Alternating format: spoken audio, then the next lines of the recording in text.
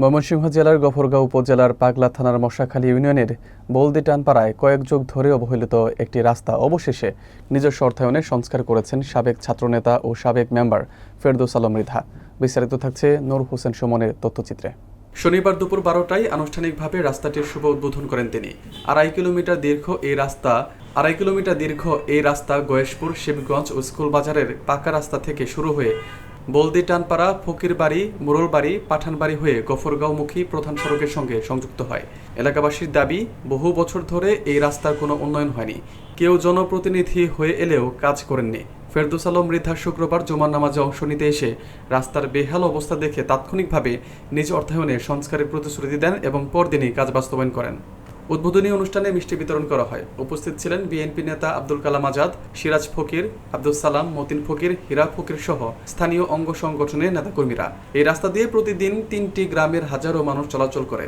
সংস্কারের ফলে এখন সেই পথ হয়ে উঠেছে চলাচলের জন্য সহজ, সচল ও নির্ভরযোগ্য। এলাকাবাসী ফেরদৌস আলম মৃধার প্রতি কৃতজ্ঞতা প্রকাশ করেছেন।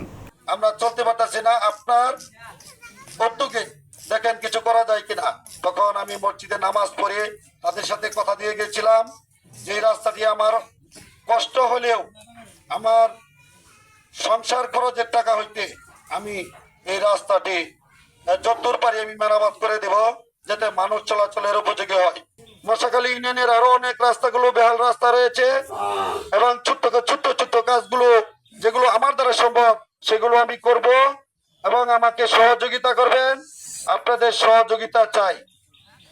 আমি আপনাদের কাছে চাওয়ার কিছু নেই, কোনো কমিটমেন্ট নেই, কোনো কিছু নেই, শুধু আপনাদের হৃদয়ে আমাকে একটু স্থান দিবেন। সন্তান হিসেবে, ভাই হিসেবে, ভাতিজা হিসেবে, বন্ধু হিসেবে আপনাদের হৃদয়ে আমাকে একটু স্থান দিবেন, যাতে আপনাদের পাশে আমি থাকতে পারি। যে কোনো সময় সুখে দুঃখে, ঝড় বৃষ্টিতে আমি আপনাদের পাশে থাকবো ইনশাল্লাহ। আমি আজকের মতো আমার বক্তব্য এখানে শেষ করছি। খুদা হাফেজ। বাংলাদেশ জিন্দাবাদ, বাংলাদেশ জাতীয়তাবাদী দল জিন্দাবাদ, বেগম খালেদা জিয়া জিন্দাবাদ, জনাব তারেক রহমান জিন্দাবাদ, শহীদ রাষ্ট্রপতি অমর হোক। সকলকে ধন্যবাদ। আসসালামু আলাইকুম।